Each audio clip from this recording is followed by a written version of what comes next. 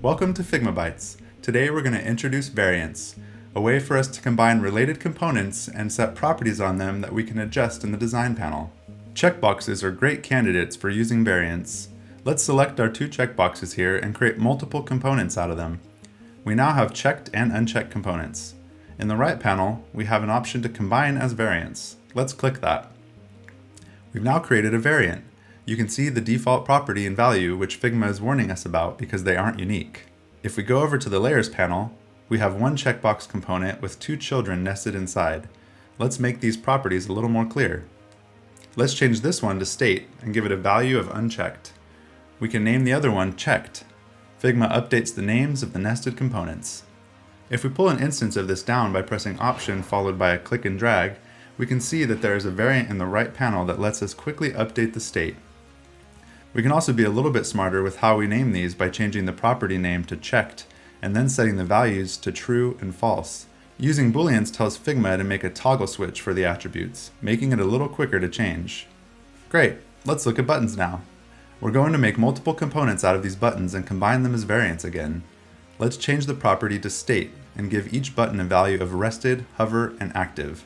We now have a button that lets us quickly adjust its state in our mocks. If we don't like the order of these, we can drag them around to reorder. Let's say we want to create different size buttons. We can create a new property and call it size.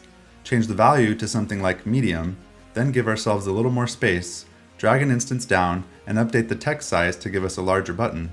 We can select all these variants and update the size property to large on all of them.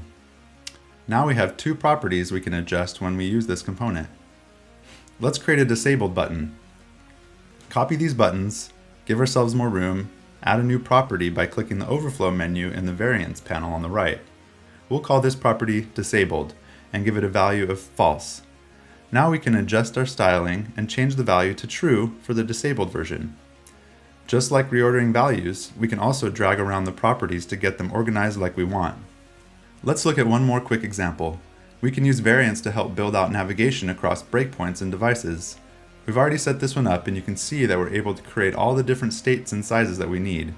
Let's combine the different sizes and turn them into a variant that lets us control the style based on device or screen size. If we plop this component onto the page, you can see that it's easy to control. And that's how you create variants. I hope this Figma Bite helps you be victorious with variants. Thanks for watching.